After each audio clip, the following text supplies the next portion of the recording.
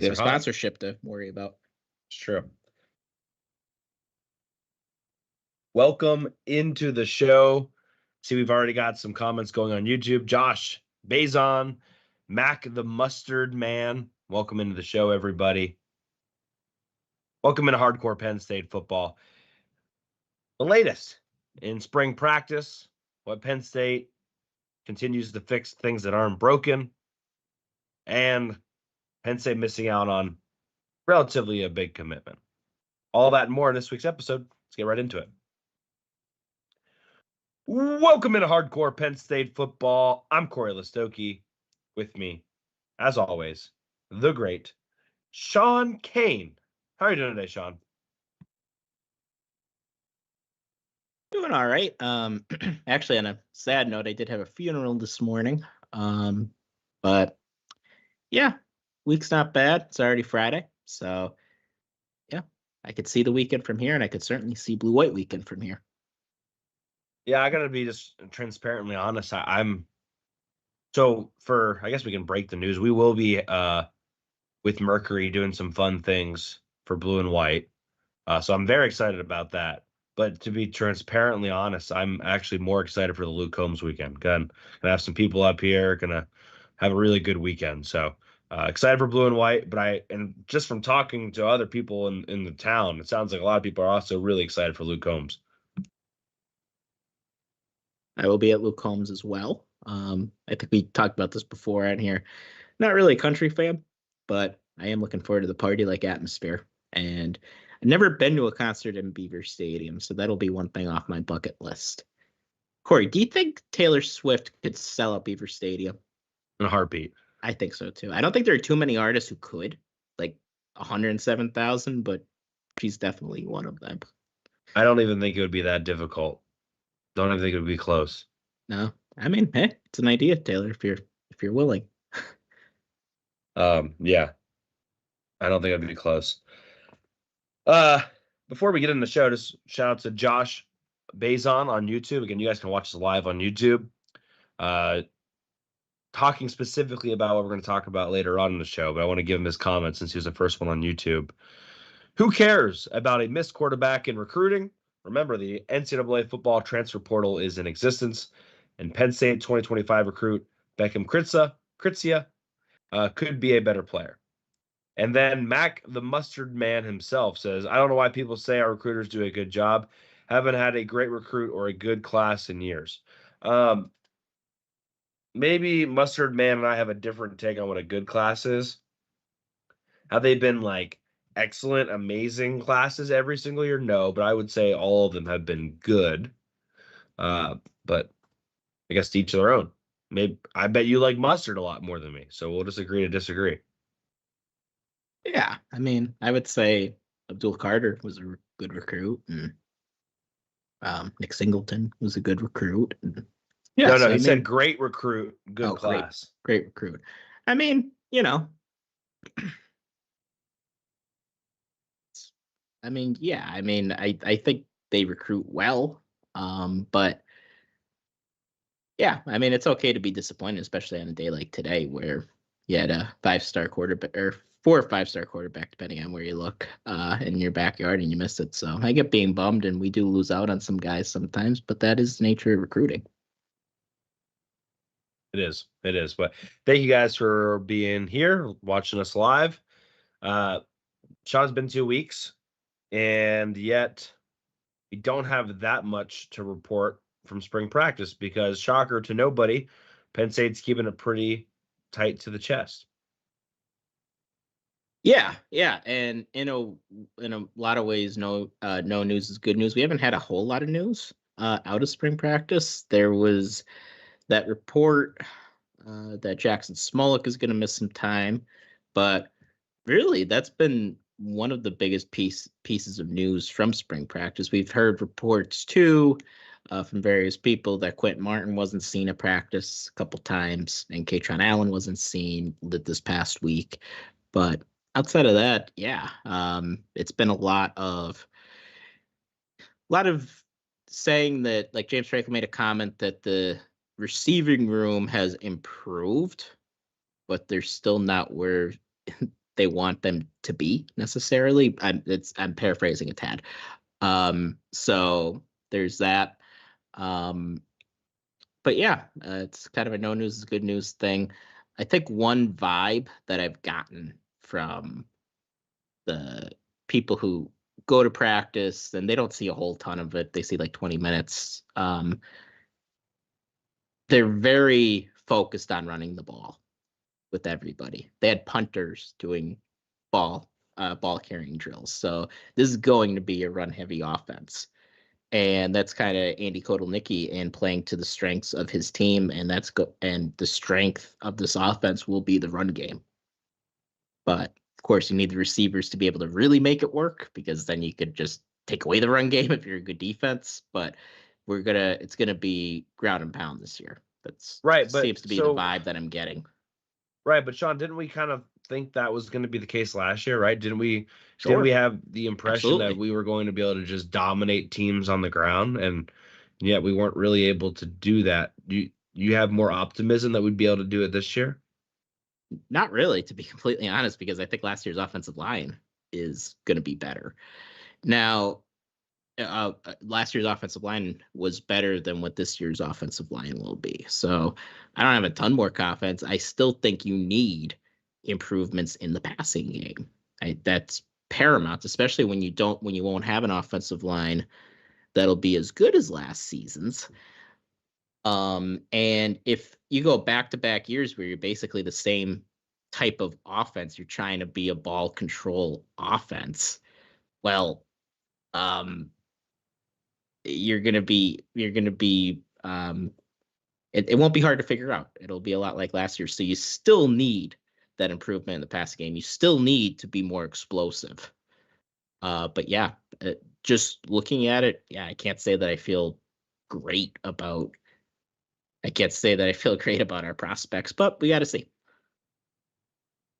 Yeah, Josh Bazon responds to the mustard man and says Penn State football has recruited top 15 classes, which is equivalent or better than Jim Harbaugh's Michigan squad. However, Franklin has done a phenomenal job in NFL player development. Yeah, that's true. You just want to see it translate more into wins here at Penn State against some of those upper echelon teams. Yeah, Shawn, what do you take of the news going back to spring practice? What do you take of the news of safety Kevin Winston Jr. With his hand in the cast? Yeah, that's another thing that happened. Not what you want, but I've said this before. If you're gonna have it happen, have it happen now. And Kevin Winston Jr. already, and it feels like he just got here. He's played a lot of football for us, so all right, you're not gonna have a guy who you knew was gonna be a starter. You're not going to have him for the rest of the spring. I think the big thing is just healing up and getting him ready for summer camp, which if it's a cast, in all likelihood, we don't know the specific injury, but in all likelihood, he should be ready to go, I think, for summer camp. Yeah. I think it honestly gives some of the younger guys a little bit more opportunity. I think we can all but pencil in Kevin Winston Jr. as a starter. I could probably pen him in at this point. So not too concerned there. Curious who that person is that steps up. Remember, Mekhi Flowers has gone over to the other side of the ball. So is that King Mack? And then are they going to try to roll with three safeties in Zakee Wheatley, Kevin Winston Jr. / King Mack / Jalen Reed? So just kind of curious with him out what that means to the rotation and how it's all going to fit together. I think that's one thing that I don't know how much we'll get a good eye on, but this defense could look pretty different, Shawn, from a just schematical perspective. I mean, you have Abdul Carter going to be playing defensive end. You lose Curtis Jacobs. You don't know if Dom DeLuca is an every down linebacker, and you have a new defensive coordinator. So it just seems like there's a lot of maybe question marks there. I mean, you got to feel decent about Kobe King, and I know Tony Rojas had some big splash plays, but don't necessarily want to have to rely on him to be a complete stud in his his first true time starting. So just a lot of question marks right now as far as what this defense is going to look like around those linebackers and maybe into that strong safety area. Yeah, and Manny Diaz is gone, and Tom Allen is a new guy. So there's a new voice in that defense, in that defensive room. So how does everybody buy into that? We all know like that the defensive unit last year was as bought in as any I've ever seen at Penn State, and that includes the Jomo offenses. Like these guys would do whatever Manny Diaz wanted them to do. And you don't always see that, like that level of buy-in, but it was there. Like, are they going to buy into what Tom Allen's defense is? I think that's a question. I think they will. And I think this is going to be a good defense. But yeah, I mean, I think you bring up a good point, Corey. There are more question marks on this defense than people like to think. The defensive line, I think they're going to be really, really good again. But Abdul Carter's learning a new position, and Abdul Carter is one of your big playmakers on this team. And you brought up DeLuca. Is DeLuca going to be able to take more onto his plate? I hope he is. And then, I certainly think KJ Winston will be okay. But the three safety rotation, you just hope that all those guys are going to, that it's not gonna, that it's gonna be seamless, the transition, and things aren't gonna look clunky and weird in the first month of the year like they could be under a new system. This might be something that somebody can come back to and I don't know, in 5 months and catch me and I told you so. But I still am not necessarily convinced that Abdul Carter starts at defensive end. And I'm saying that on April 4th. But they just have, like, of course, barring injury, but they just have a lot of known presence there between Denai Dennis Sutton and Zariah Fisher and Amin Vanover, let alone some of the other guys, like a Jameel Lyons, etc. I think he's going to play over Jameel Lyons, but I guess my point is it's not like he is switching to a position where they absolutely needed more bodies. Like, they had plenty of bodies there. And so I know we've talked about this before, but I just keep kind of coming back to, like, you move Abdul Carter to defensive end. I would hate to see Abdul Carter on the field less because he's playing at a position that has a lot more bodies, right? Like, if he stays at defensive end, and again, I think it was mostly probably an Abdul Carter decision, but do you feel like you kind of you're taking a position or a player at a position where you have less depth and putting at a position where you already felt pretty good at? And again, maybe in hindsight it looks genius when Abdul Carter has, I don't know, 15 sacks and Denai Sutton has 15 sacks, and they go on some sort of, what was it? What were the Michigan players a couple of years ago? Hutchinson and Ajabo. Ajabo, yeah. Maybe they go on some tear like that and everything looks amazing come October.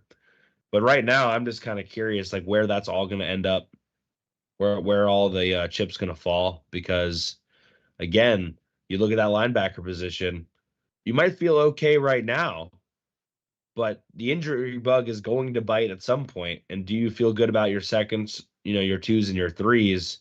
Do you feel good about the Tamir Robinsons, the Keon Wileys? Are you ready for those guys to play meaningful snaps? And if so, okay, great. If not, then what? Yeah, and one of the reasons that Corey was on the Abdul Carter could move to edge very, very early.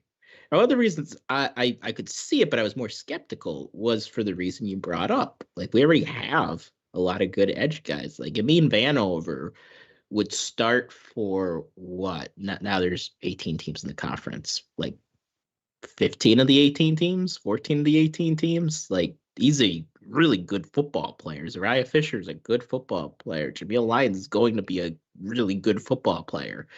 So you have an abundance of talent already. And I kind of thought that it would be easier to kind of work Carter with the linebackers because, all right, you have Rojas, and I know Rojas is going to be doing a lot of the same things Abdul Carter did, but a guy like Tom Allen, I thought would be creative enough to be able to find a role for both of them to play linebacker at the same time, find a way for both of them to play linebacker at the same time. But Penn State had other ideas, and they know what they have better than anybody. So, I mean, I'm gonna kind of trust them on this, and I certainly trust the defensive staff on this and what they think. But yeah, I mean, it's a non-zero possibility that Abdul Carter starts. I think he will, but it's non-zero. So Yeah, it is a Josh, fun thing to think about. Yeah, Josh Bazon on YouTube says Penn State's defense will be fine. So forget everything we're saying. They'll be fine. Oh yeah, I think they're top 10 defense in the country. But yeah. Don't forget though, there's a difference between being a top 10 defense and being a defense like we had last year, where I thought we had the best defense in college football, first or second. Yeah. There's a difference. So exactly, are we going to be a defense like last year, or are we going to be a defense more like 2022?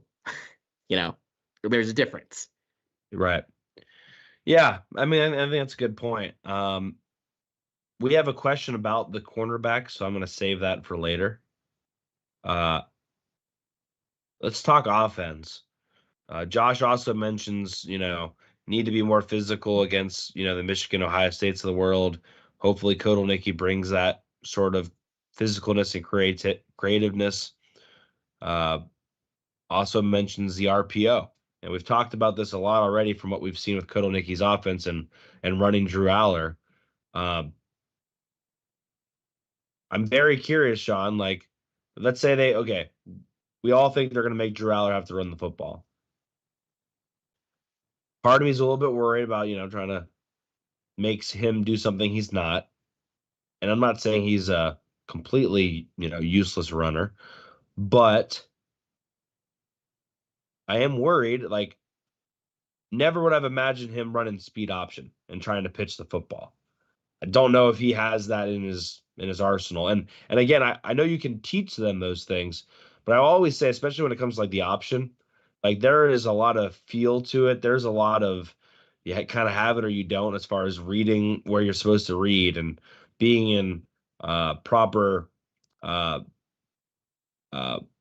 pitch relationship and just spacing. And there's a lot of things that go into it. And if you haven't done a lot of that, especially in high school, it's just not something you can necessarily pick up right away. And again, maybe I'm wrong and it's easy, but I guess my question to you, Shawn, is if it isn't easy, how short of a leash does Drew Aller have, right? Because if Kotelnicki wants to run this offense, and we know James Franklin does like RPO offenses, our boss here at Mercury would tell you that he likes RPO offenses. How short of a leash does Drew Aller have if he's not able to get the job done running Kotelnicki's offense? Well, I mean, you could run RPO. Like Nick Foles ran RPO with the Eagles, so you could run it. I think where you could something that I wouldn't be, because the RPO, you're reading a guy on defense, you're deciding whether to run or pass the ball. With the read option, with speed option, like you said, I think that's when you start getting the point that, especially the speed option, where it's square and round hole. Yes, yeah. But Shawn, let me just say this. I think at that point you start flirting with that. I think Drew could run an RPO. I think he could run quarterback power. Bunch. They run that, first read option or start coming in a little mechanical. Oh yeah, we're in trouble for a second here. Okay, I think we're good now. Go ahead. He fakes it to the running back and then he presses to the line of scrimmage and then either throws it off or runs. Drew Aller's not going to be able to do that well. No, that's not his game. But could he do things though? Yeah, that he could be mobile with. Yeah, like we even saw it a little bit last year, and there certainly wasn't as heavy an emphasis on it last season. But I remember in 06 or 07, Penn State just had Michael Robinson as the quarterback in 05, and Anthony Morelli's the quarterback in 06 and 07. We tried running like a speed option with Anthony Morelli, and it was as disastrous as you could imagine it being. And I think he fumbled the ball. Then we never ran another one with him. I just worry about that scenario. And Drew Aller is more athletic than Anthony Morelli. Anthony Morelli moves about as well as I do. But like, you don't want to ask somebody to do something like that where they're just not going to be comfortable doing it. And like I said, I think there are things that Drew could do and that he would probably be comfortable doing as far as running the ball, but you have to know your limitations with him as well. And he's just not going to be able to do everything that Bo Prabula could do. Just like in the passing game, Bo Prabula is not going to be able to do everything that Drew Aller could do. He doesn't have that type of talent, and that's okay. But you have to cater everything to your specific quarterback. And that's something that Andy Kotelnicki, going back to his time at Buffalo, has shown he has a history of doing and catering to what he has. And like we talk all the time, every coordinator is going to say, we're going to cater to what we have. We're going to play to the talent we have, but you don't always see that. But Kotelnicki does have a history of doing that, and I think he will do it here at Penn State. Yeah, I'm just trying to find. I don't know if I'll be able to find it anywhere. I was trying to find Drew Aller's like stats. I don't know how many times he's fumbled the football, but just something to obviously had the one against Michigan. I was kind of a backbreaker, but yeah. I feel like there's a couple other times where like he didn't maybe lose possession, but we had a fumble here or there. And again, it's just something to pay attention to. And again, and that fumble against. Go ahead. I'm sorry. No, you're good. That fumble against Michigan would have been a first down too. Yeah. So like you said, a lot of it's feel. A lot of it's, and doing what you're comfortable doing. Are teams going to, and I guess they can just keep forcing it, but our defense is going to respect Drew Aller's ability to run? Like that's the bottom line, right? Because you have, again, I feel like this is a broken record from the season, but you've got to put stress on the defense, whether it's horizontally or vertically. And we'll talk about the receivers, I'm sure, in a second. But just from Drew Aller's legs perspective, not sure how much we're going to be able to do that regardless, right? Like, even under a new offense, I just don't see it, right? Because even if he's able to run up the middle a little bit, that doesn't really stress the defense necessarily the same way, and it doesn't necessarily leave pressure off of your receivers, especially if your receivers can't win a one-on-one anyway. So I don't know. It'd just be interesting to see how it all works out. I mean, it'd be really easy if they can just run the ball with Nick Singleton and Katron Allen, and Drew Aller maybe has like, I don't know, 6 or 7 carries a game, and then it's easy, right? And you're able to throw a little bit and just wear people out. But we're not talking about beating the Indianas of the world. We're not talking about beating the Rutgers of the world. It's the Michigans, the USCs, the UCLAs, eventually the Oregons, the Washingtons. Are you going to be able to run consistently enough to give Drew Aller enough time, and I guess the receivers enough time to get open to be successful in the passing game? Like, that's the bottom line. Well, I mean, it's kind of a what came first, chicken or the egg type argument, right? Like, if you're able to open up things in the passing game, it's going to open up the run game more.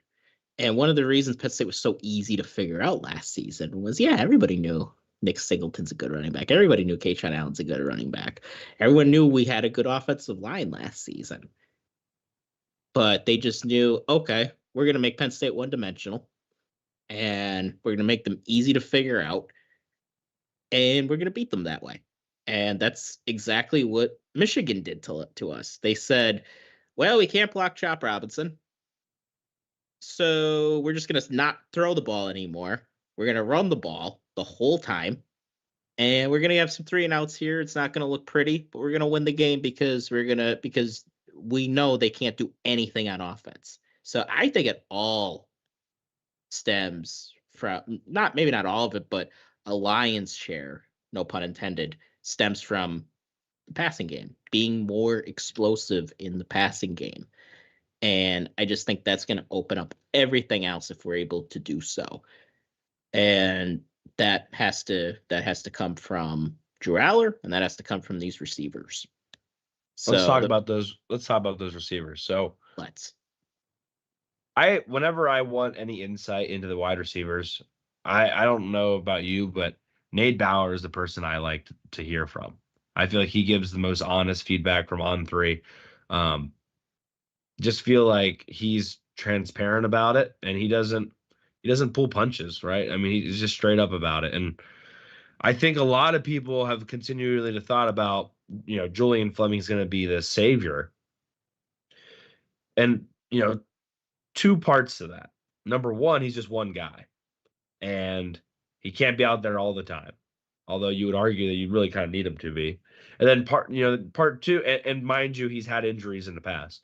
And then the other part of that is he was never really a huge explosive guy. He was more of your, your more possession type receiver. So he's not necessarily going to provide you with all this explosion right off the bat. I think the hope is that because he garners a little bit more attention, maybe that allows a Keandre Lambert-Smith or a Trey Wallace or an Amari Evans to be more explosive because more of the attention goes to Julian Fleming. But that's a lot of what ifs, mental gymnastics there to get to that point without seeing it first. So I don't really, and again, I don't really know if anyone's really separating themselves that much. I mean, we hear good things from a leadership perspective from Julian Fleming, but again, Shawn, I don't know if I feel any better about this receiving core on April 4th than I did maybe 2 months ago or 3 months ago. Well, I mean, I think I do. And the reason I feel a little better is Julian Fleming is going to bring a leadership ability into this room at the very least. And he is a proven guy, at least somewhat. Is he a proven number one? No. But he's shown that he could be productive. I think of Julian Fleming, I think a good comp for guys that have been here. It's probably like a Parker Washington. In that I think he's going to get open. He's going to move the chains. But is he, I never thought of Parker Washington as number one receiver, even when he was the de facto number one receiver in 2022. Right. I never really thought of him as the number. We used to talk about it on here. People actually used to kind of get mad at us for saying that, but I was like, I just don't think he's that. But he was very productive. He was very good. And I think of a guy like a Julian Fleming in a similar way. And I think that's a reasonable expectation for him. But, I said 2 months ago, just getting Julian Fleming will not be enough. And I don't back off from that. I still think they need another receiver in this spring window in the portal. And I would be surprised if they just leave it with the guys we have and just go to the season with it. I would be. Just look at how many else. Look at how many offers they have to high school receivers. We have an absurd amount of offers to high school receivers. I think James Franklin knows they need more. And that's why they're being aggressive on the recruiting trail. They were, I thought they could have been more aggressive in the portal in the initial window. But I think they're going to bring another receiver in here.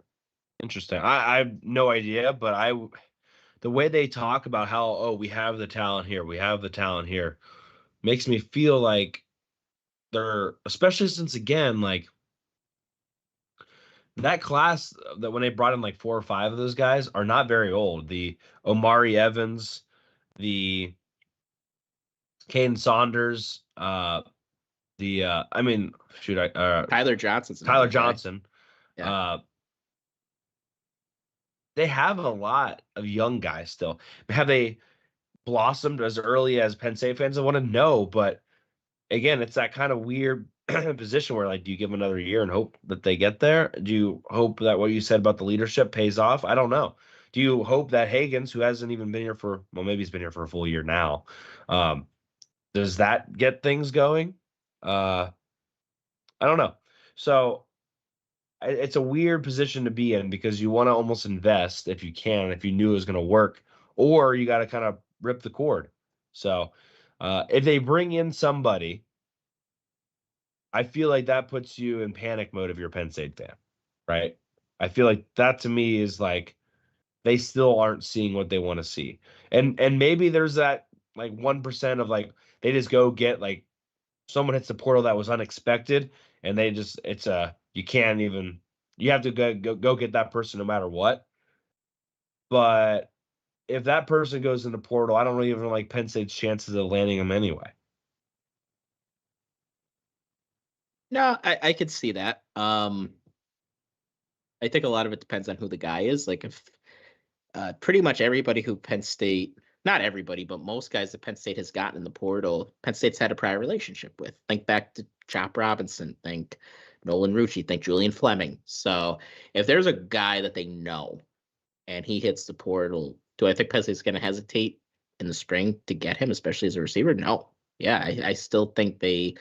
And the other thing is, you never really have enough receivers. You never really have enough corners. You never have enough receivers. You never have enough edge guys because you play so many of them, especially here at Penn State. So if there's somebody who comes available and it makes sense, Penn State will go after them. And you just hope that that prior relationship, the opportunity for playing time, is enough to sell them. Now, let's put it this way. Like, think of a guy like Harrison Wallace. If he could stay healthy, and that's a huge if because that's been his biggest problem his whole career here. With Keandre Lambert-Smith, with Julian Fleming, that's not a bad starting lineup at receiver. It's not bad. It's pretty good. Right, it is good. Yeah, like I think of that a lot like I think of the 2022 receiving core, which I thought was pretty good. And I think a guy like Harrison Wallace, he has a ton of talent. I think Keandre Lambert-Smith has a ton of talent. But it's just putting it all together and staying healthy. So yeah, health is a big question mark with a guy like Harrison Wallace. Josh on YouTube says, can they flex out tight end Khalil Dinkins to receiver to have a big wide receiver? Maybe, sometimes. I'm sure they will. Yeah, they're going to try to use these tight ends just like they did last year. I mean, you have to focus on what you do well. And we know we have 2 proven tight ends. So, yeah, maybe a guy like Luke Reynolds gets flexed out. We talked about Quentin Martin earlier. Cam Wallace. Cam Wallace. Cam Wallace is a guy you keep hearing about from people covering the team as a guy that's going to play a lot more this year. I mean, he didn't play it all last year, but he's probably going to be that. One more snap is a lot more. Yeah, it's 100% more snaps than he got last year. But he's a guy you keep hearing about being that RB3. And one of the intriguing things about him as a prospect was his speed. And if he knows how to run routes, yeah, you could see him getting flexed out wide too. Right. Rapplier still comes to mind for me as well. Shawn, one other thing I wanted to mention offensively, Cooper Cousins. I think we spoke about him a couple weeks ago. Continue to hear things as if I told people like a month ago, like Cooper Cousins probably going to play some. I don't want to like ring the alarm bells here, but I'm walking up the bell tower. You know what I mean? Like I'm getting close. I have a feeling, and no knock to anybody, but I have a feeling that Cooper Cousins seriously could be in contention to start at center.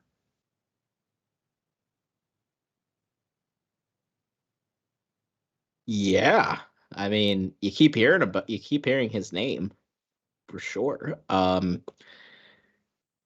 Nick Dawkins is the favorite right now to start. I think blue white game, when they roll out there, he'll be the starting center. But yeah, you keep hearing about Cooper Cousins. And yeah, I mean, I think there's definitely some truth to the hype, or not everybody would be hyping him up quite like they are. So the thing is, I don't think Penn State's ever had a true freshman started center. Stefan Wisniewski was a center, but he started guard his freshman year. I don't think they've ever had a true freshman center. It's just so unheard of. Was that Wisniewski the one that played for the Eagles? Yeah. Yep, he was at the Waffle Shop the other day. Oh, really? Oh, yeah. Still look like you play? Yeah, but he thinned down a little bit, but yeah. Yeah, a lot of guys tend to do that, yeah. Anyway. Yeah, and he started off as a guard his freshman year, and then he moved to center his sophomore year. But like, you only have one center, just like you only have one quarterback, and it's not really a position where, we go into, like, it's not like defensive tackle where we're going to play a bunch of guys, or even offensive guard or offensive tackle where you could rotate three guys. You don't really rotate centers very much. So now part of it is it does give you some position flexibility, because let's say, God forbid, one of our starting guards goes down. Is guard typically a position where a center could just rotate over? Yeah, that could definitely happen. So I'm sure he's getting I would like to hear a question about this, if he's getting cross trained as a guard and a center. Because you do a lot of the same things at those spots. So yeah, I think he's going to play. I'll leave it at that. I think he's going to play. I can't say right now in April that he's going to start, though. I'm just walking up that bell tower. We'll see what happens. Hey, two things I wanted to mention. Number one, I don't know if you saw this or not, Shawn. See if I can pull this up here. So I don't know if you've heard, but it's been raining a ton in State College these past couple of days. Same here. Like a crap ton.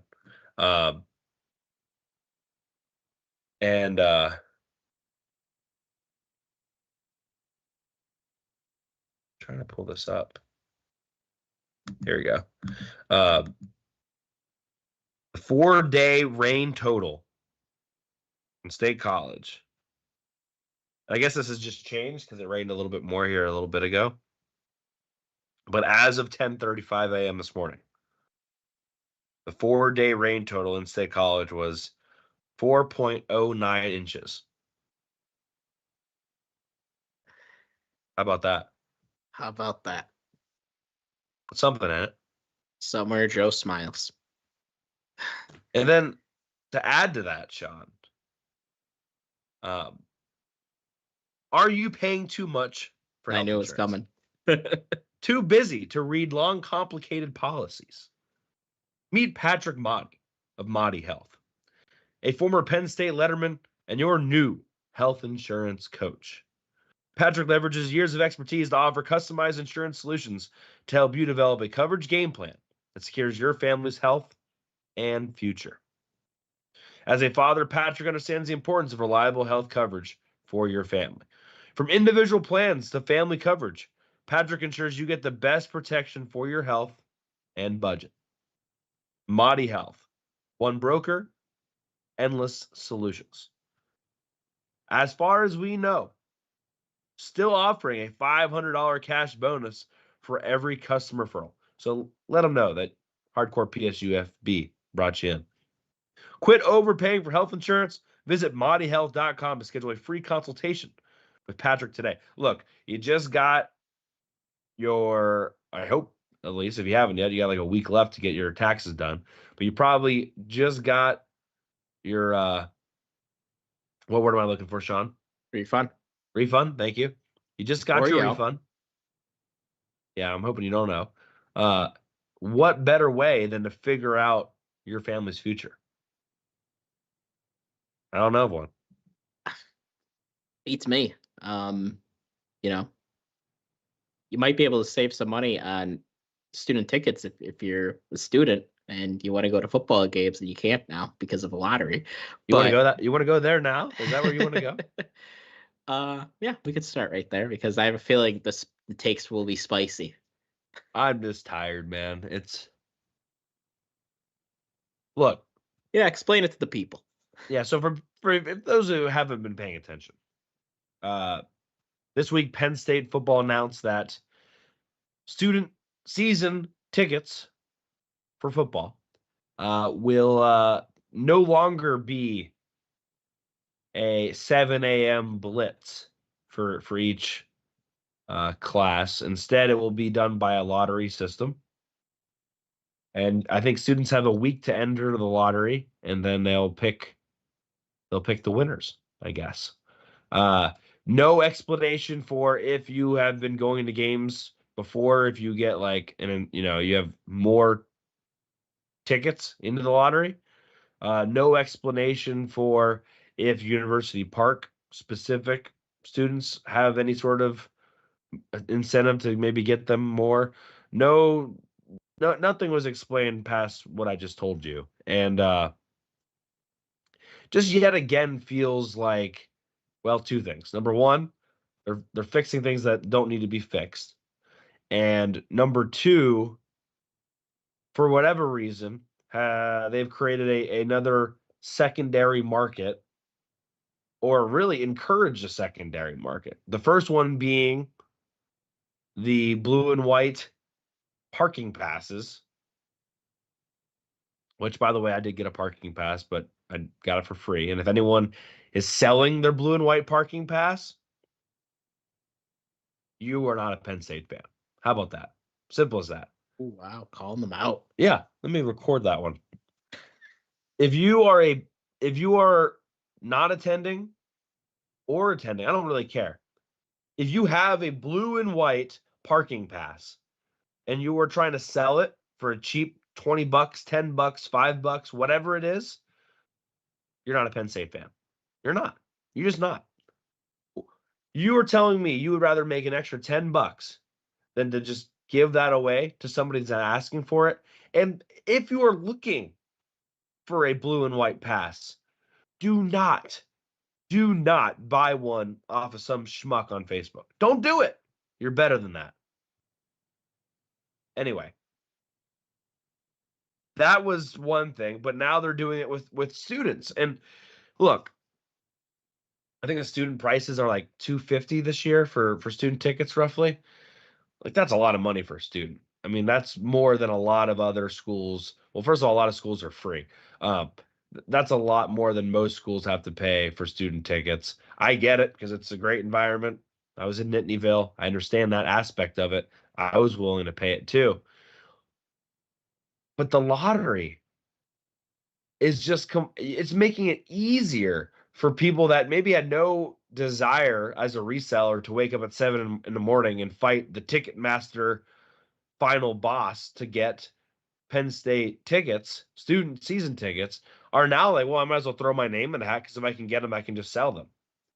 So we have not heard anything from Penn State on what they plan to do from as far as maybe like trying to cap the reselling number. When I was at Penn State, they did do that, but then people just took it offline. Like, I remember when I was in school, this one person did a raffle for their Penn State Michigan ticket. So you could buy, I think it was like $1 for a ticket, and you could buy into his raffle to get his student season ticket for the Michigan game. And he made like $600, which is just absurd. So and I know Penn State tries to limit it on their actual official website, but you can still transfer it for free. So you can just have someone pay you out, on the side, and then transfer it for free, whatever you do. So that's not working the way they want it to work. And that's going to continue to be like that. And it's just disappointing that, again, whether it's blue and white or student season, ticket holders. You are making it harder for fans that want to support your football team. You're making it harder for them to do that. And to top it off, you are specifically targeting the younger audience, the ones that are going to be footing your bill for the next 40 to 60 years. It doesn't make sense. It doesn't make sense. It doesn't make financial future sense. It just doesn't really speak to investing in the future of Penn State fans. And I think the easiest way to sum it up is, you hear all about this preaching of, we are a family and we are this and we are that. But then we're gonna turn around and nickel and dime you for a blue and white pass. We're gonna nickel and dime you for resellers for season student tickets. That doesn't seem like a family to me. We're gonna charge you an extra $100 for your donations this year without telling anyone or explaining why we're gonna do it. That doesn't seem like a family. So, as far as I'm concerned, Penn State's done a couple of things that have disappointed me as not just a fan, not just as a podcast host, but also as a season ticket holder, as a young season ticket holder who actually does, contrary to popular belief, have a couple extra dollars to spend.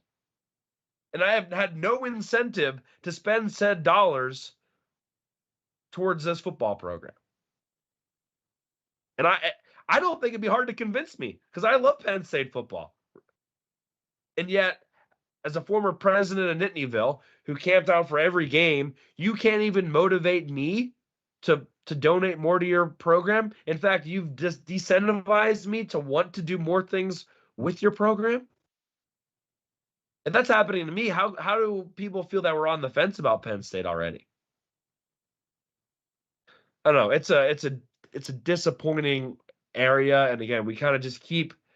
It's not all at once, Shawn, right? It's not like they're just like taking the floor out from underneath us and we're just in a free fall, but we're just kind of like slowly walking down the steps into, something that doesn't look familiar to any of us, whether you were here in the 70s or you were here in the 2000s.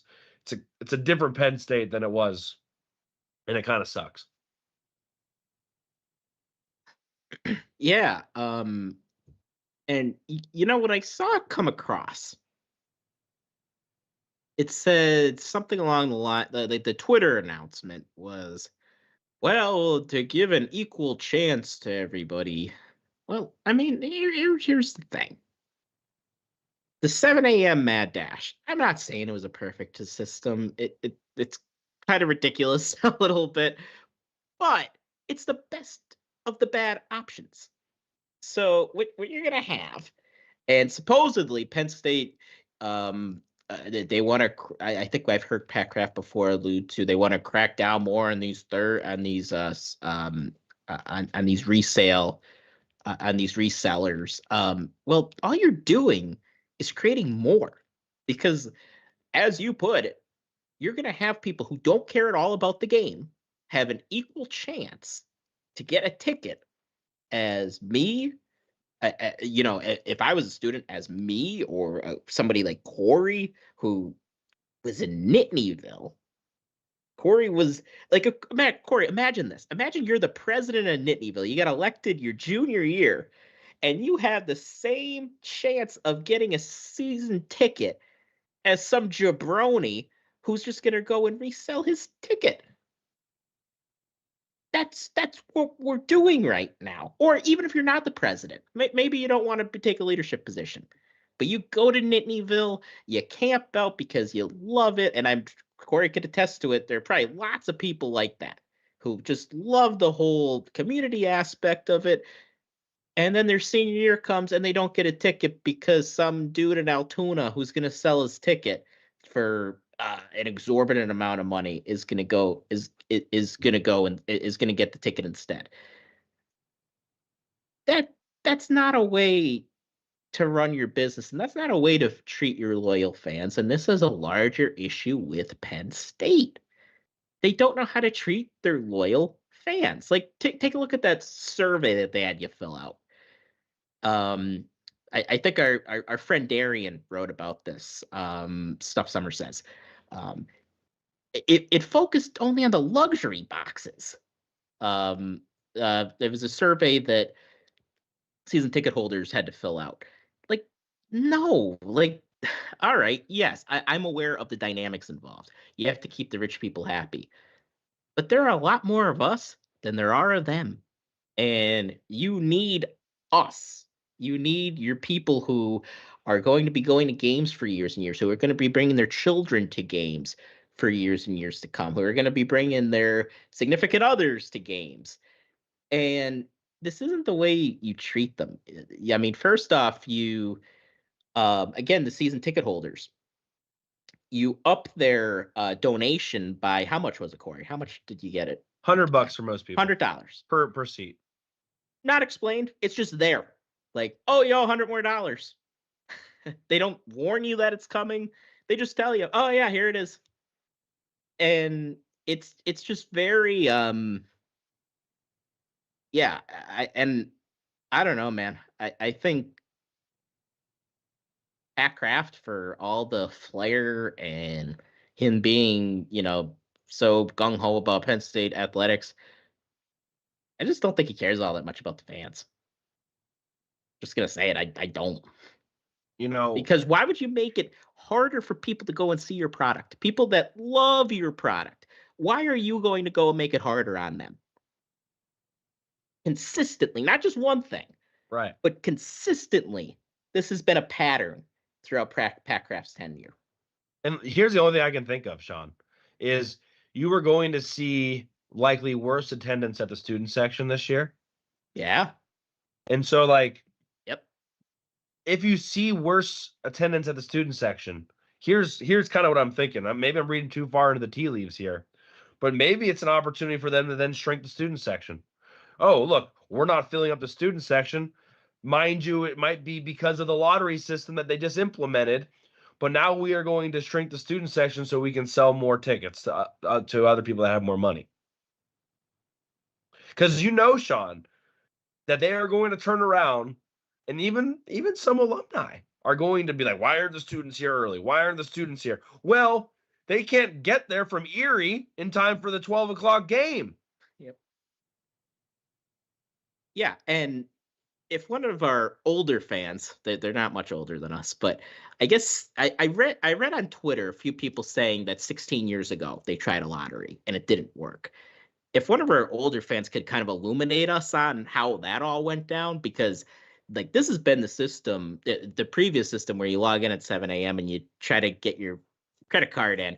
That's been the only system we've been accustomed to. So I would like to hear how the lottery. That's what my brother did, and I guess it was so bad they had to get rid of it. That's what my brother did, the same Ticketmaster thing, and that was in 2012. So yeah, I don't know. Yeah. It's just, again, as somebody who is very, I'm already starting to use it past tense, right, Shawn? But as someone who was very passionate about Penn State football, it just keeps coming back to, like, if you can't even convince me to put money towards NIL, to put money towards the stadium, to put money towards the endowment, I don't care. If you haven't been able to convince me, not just convince me, but I would say right now I am more deterred to throw money at them than I was maybe when they first came out with NIL. And you were donating pretty much right off the bat. I was like pretty close. I was like, yeah, okay, $5, $10 a month. Like, okay, no big deal. Was pretty close to pulling the trigger. And I just, let's see, like, is Shawn going to get some incentives out of this? Like, I was kind of curious where it's all going to fall, right? Not a lot. But now it's like, I think I've maybe even stepped back from the ledge even more. You know what I mean? Yeah, I mean, the thing is, like, when Saturday comes, do you still feel the same way every Saturday? I certainly do. Like, going and watching because I love the team. It's the team I love. And but the problem is the fan experience. It's suffering right now. Because we didn't even really get it. You just brought up the NIL, but we just talked 10 minutes prior. We didn't even bring up NIL. and how we're being requested to contribute even more money now. And look, you need it. I've equated it to the tipping system in restaurants. We just lost really good quarterback. Not lost it, but we lost a battle, and I think a lot of it had to do with NIL. That's a good transition, Shawn. So it's still a reality, and I understand you need it, but at the same time, can you just not annoy your fan base? Is that too much to ask, Pat Kraft and Penn State Athletics? Can you just stop doing that, please? Yeah. Shawn, Penn State lost out on an in-state quarterback commit. What happened? Where are we at now? Yeah, Matt Zollers, really, really good quarterback from here in Pennsylvania. He's going to Missouri. Didn't realize that he was just climbing up the boards. I mean, he's like top 5 quarterback right now, or top 10 at least, I think. Yeah, his recruitment was odd, and the way he ended it was weird. And I'm not saying that because he didn't go to Penn State, but he had visited Penn State more than any other place. And then he visits Alabama, Missouri, Georgia, back to Penn State, and Pitt, all within like a week of each other. And then he decides right after he gets all those visits wrapped up. It's just a very odd way of doing things. And keep in mind, these aren't official visits either. These are just unofficial. He's going to see practice and seeing how the coaches work and everything. And then he made his decision immediately after. It's just an odd way to do it. But hey, teach their own. I'm not gonna, teach their own on that. But he's going to Missouri. He's gonna be Missouri Tiger, first commitment in their class, actually. So yeah, that was strange to me. Yeah. Now, there's obviously going to be questions about NIL because Penn State really did everything right on this, from what I understand. Like, Penn State was in on Matt Zollers early. They hosted him more than any other team. James Franklin's very relationship oriented. He has a good relationship with Matt Zollers, but he decided to go to Missouri and Matt Zollers didn't just come out and say, I'm going to Missouri because I got a huge check. But I think we could read between the lines a little bit in addition to having, I really like Missouri's coaching staff. I think they're, they turn that around quickly. So in addition to NIL, that's probably the deciding factors there. So it does suck, but Penn State, we do already have a quarterback, Beckham Kritza in the class, and we're still after Malik Washington. Penn State is still heavily involved there. And I'm not gonna make a guarantee or anything that we're gonna get him, but he's gonna be up here for an official visit in June. So I think Penn State's still sitting pretty nicely right now with Malik Washington, but it's never great to have a really good quarterback leave your backyard to go somewhere else. But at least he's not staying in the Big Ten. Yeah, and I mean, I still think the jury's out a little bit, right? Because if Missouri has a bad year, if it is truly held together by NIL, which some circumstances or some signs are pointing to, that is a part of it. That to me doesn't seem as strong of a bond if you come out and just lay an egg in the fall, right? Like that can flip-flop pretty quickly. Somebody can just offer a bigger number, but I don't think that's all of it. But hell, I don't even know if Penn State is number 2 right now. So that might be the Georgia Bulldogs. Right. So who knows? But my point is, Julian Fleming, offensive tackle Nolan Rucci, like, it's a different world than it was. 100%. And I think Josh pointed out, I mean, you have so many quarterbacks come in through the portal now that it's not just like you miss out on a guy. And it's like, I remember the first recruitment I really cared a lot about was Terrell Pryor's back in 2008. And God, I was heartbroken when Terrell Pryor didn't come to Penn State. But and the reason is, number one, he's from PA, he's going to Ohio State, and he was a great high school player. But the reason I was so bummed was, high school was seen as like your only chance to get a quarterback. And now it's just not that way. Like Jaden Daniels started off at Arizona State or just regular. Yeah. So he went to Arizona State, went to LSU, won the Heisman Trophy. Joe Burrow obviously started at Ohio State, went to LSU, won the Heisman Trophy. So, Just go to and the LSU national and you'll win the championship. Heisman Trophy. Yeah. I mean, I think that's the lesson in all this. But, but yeah, I mean, it's not over as soon as you lose out on them. So Penn State has that good relationship with Zollers. Is there a scenario where we could potentially get back with them? Yeah. I mean, there's a potential even before signing day. Penn State does historically keep in contact with recruits, especially if they lose out on them and it's pretty close. So we have that relationship, but Penn State's not gonna hold their breath on that either. So I'm sure we're going to be heavily involved here with Malik Washington. And we already have a quarterback in the class. So that also makes it a little bit easier. Yeah, it's not going to be one of those dominate the state classes either. I just wanted to throw that out there. They've already missed a couple. Yeah. Yeah, they missed on. Not to add salt in the wound, but yeah, I mean the recruiting classes do have a way of working themselves out. But it's probably gonna somehow come back around and end up in the top 15. But you do wish it was a little bit higher. I did Especially want with to Oregon in the conference now, because now we go from being the second, typically second or third to maybe being third or fourth. two things I want to mention. Nick Singleton was interviewed this morning, said that quote, Coach Kotelnicki told us straight up, he's giving the best players the ball. So everybody's got to show up during the spring and in camp. Seems like a good sign. I like good players having the ball. Yeah. One other thing I want to, so you don't like when your fourth string wide receiver gets a bubble screen on third down?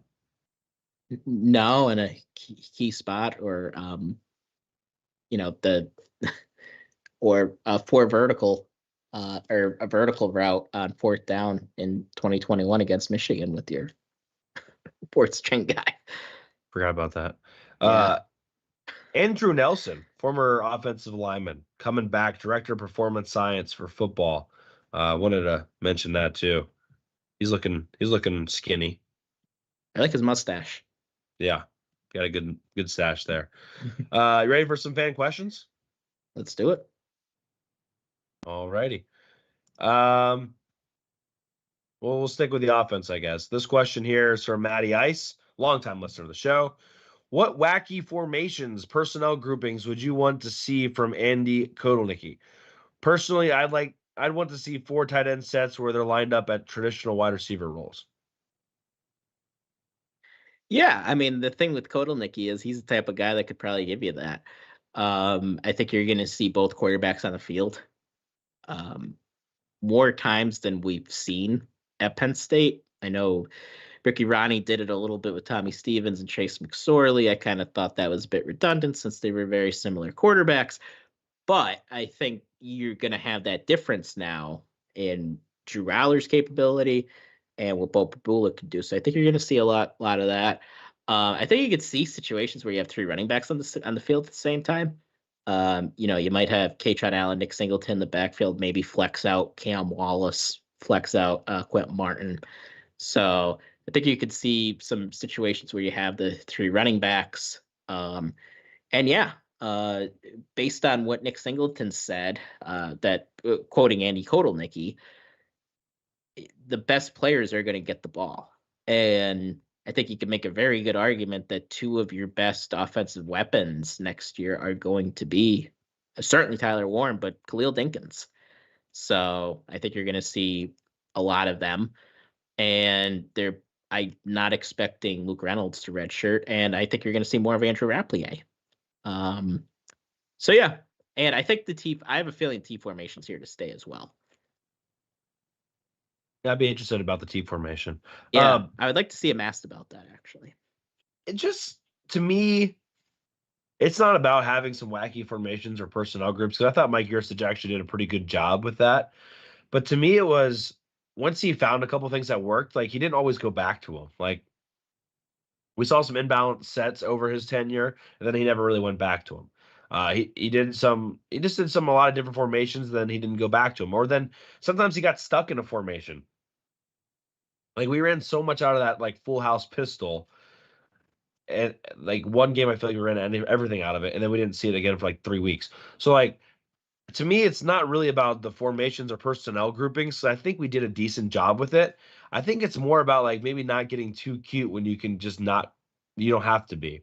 And also knowing the times when you do need to be a little cute. And that to me is what separates a good play caller from a bad play caller. Like all of these college offensive coordinators are pretty good at like coming up with play designs, but it's knowing when to call what. And I think it's a sixth sense to a certain degree. That's what makes you great. Because I promise you, like, yeah, there's some guys that are just really good at scheming players open, but it's more of to me calling those plays when it's going to be effective. And again, that's not as simple. Yeah, there's some film room you got to do. You got some tendencies you got to know. But a lot of that to me is what separates great offensive coordinators from just okay offensive coordinators. And I think Mike Yurcich, like I don't think he was a bad offensive coordinator. I think he was an okay offensive coordinator, but not to the championship level. So to me, it's not about going crazy with the formations, although I think we'll see some. It's about doing those things and calling those groupings and when we need to. And when they work, don't go away from them. And when they're not working, don't be stubborn. Yeah, you could be a brilliant play designer and not be a good play caller. Ryan Day is a terrific play designer, but his play calling is questionable at times. Same thing with Miami Dolphins coach Mike McDaniel, brilliant play designer, maybe the best. Has a lot of times where his play calling is not very good. So like I said, it's more of a field thing, and I would probably rather have a good play caller than like the mad scientist who's a great play designer, but does weird things and and gets too stubborn, or does things like it doesn't run the ball for like a whole quarter, and it's like, what are you doing here? So I think Andy Kotelnicki will be. I know he's very smart. I know he's very creative, but I think the thing with him that I want to see here at Penn State, and I know he's done it at Kansas, but I want to see it here as well, is knowing when to make calls. So, like you said, it's a sixth sense. Right. Yeah. R Scats says, any spring standouts in the cornerback room? I know it's early, but how do you think the rotation plays out? I mean, we've talked about this before. I mean, I think AJ Harris starts. The recent transfer from Georgia. I think he starts. I agree. And I'm not as convinced that Jalen Kimber starts, the transfer from Florida, but I think he's going to play a lot. So that's my early indication. To me, AJ Harris is standing out, to answer the question straight up. Yeah, Harris is. As soon as we got him, I kind of penciled him in as a starter because he played quite a bit at Georgia last year. Now he wasn't a starter, but I think he was like their fourth or fifth guy. And to be the fourth or fifth guy at Georgia as a defensive player, as a true freshman, that's very, very difficult. There aren't a lot of guys who could do that. So you come here, we lose three guys to the NFL, and I think they're all going to be real players in the NFL. Yeah, it's going to be so. Yeah, we have some shoes to fill, and I think AJ Harris does that. As far as Kimber goes, he started every game, I believe, at Florida last season. His results were a bit mixed, to be completely honest, but he has a lot of experience. And Franklin actually was talking about how comfortable he looks already. So it's usually a good thing if James Franklin's talking that positive about you. And then, I mean, a guy that you heard a lot about last year, and I know he had a tough bowl game, is Zion Tracy. and how prepared he was. You saw him flash a couple times on special teams doing some good things. I think he might be one of the guys on the team that makes the biggest leap from year 1 to year 2. And honestly, gun in my head, I think he starts next year. I think he's going to be a starter in 2024. Sort of remind people that the reason he got an offer to Penn State was because he came to camp and earned it. So I don't think he's one of those guys that's a dog move. Right. I don't think he's one of those guys that's just going to let one bad game, which, by the way, like, yeah, he got mossed a couple times, but he was typically in good position to make a play on the ball. He just didn't happen to make the play. Like, I think Zion Tracy's going to rebound well. So I agree there. Yeah. Okay. Last question. We'll get out of here. From longtime listener, longtime friend of the show. I can find it.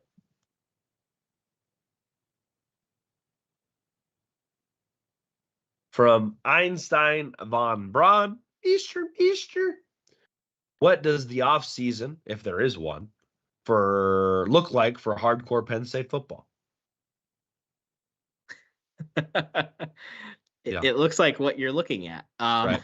No, honestly, the off season, I mean, first off, we don't really have one. We still do a weekly show, but it does give you more flexibility. Like during the season, we are very, very busy. Very busy. There's just a lot going on, and there's a huge difference. I don't think fans really realize this, that I don't want small violin playing for me or anything, but there's a big leap between going from one show a week to 2 shows a week, just with, fitting in, believe it or not, guys, we don't just like sit here and then go to sleep until next podcast and then wake up and be infused with all the Penn State knowledge. Like, doing it 2 nights a week, that's, especially during the season, that's almost 2 hours per show. And, it takes up basically your whole Monday night, basically your whole Wednesday night. Whereas now we do have a little more flexibility. If we have to do a Thursday show instead of a Wednesday show, or a Tuesday show instead of a Wednesday show, we could certainly do that. Where during the season, it's a lot harder to do. So basically, to answer your question, you were just more flexible in the off season than anything. Yeah, I mean, we both. And Corey's busier with the show than I am. We both watched the game again at least once, if not twice, before recording, and so that for a Monday show, that doesn't give you that much time on a Sunday to do those things. So yeah, I just enjoy, like, I cook more food, I probably eat more food. The off season to me doesn't really start until the summer, because in the summer I really feel like I'm taking a little bit of a back seat until, like, say, July or August. But yeah, no, we're just relaxing and having a good time. We're glad you guys are here watching and listening. Before we get out of here, I just wanted to give a shout out to Josh, who's here on YouTube watching us this whole time, commenting quite a bit. So we appreciate your enthusiasm as well as your engagement.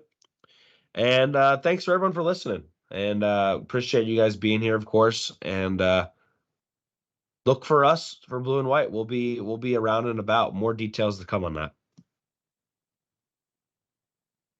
Yeah. And I think the weather is looking nice for next Saturday. It's supposed to be nice next week. Yeah, at least right now it's looking positive. So yeah, if you're able to get that elusive parking pass, definitely come to Penn. Definitely come to, definitely come down. If you're walking by the baseball field, you might see us outside. So throwing hot dogs at people. Yeah, like Oprah. You get a hot dog. You get a hot dog. All right, I'm giving them out. I want 2 of them. I'm probably just gonna eat them all myself. For Shawn Kane, I'm Corey Lestochi. You've been listening to Hardcore Penn State Football.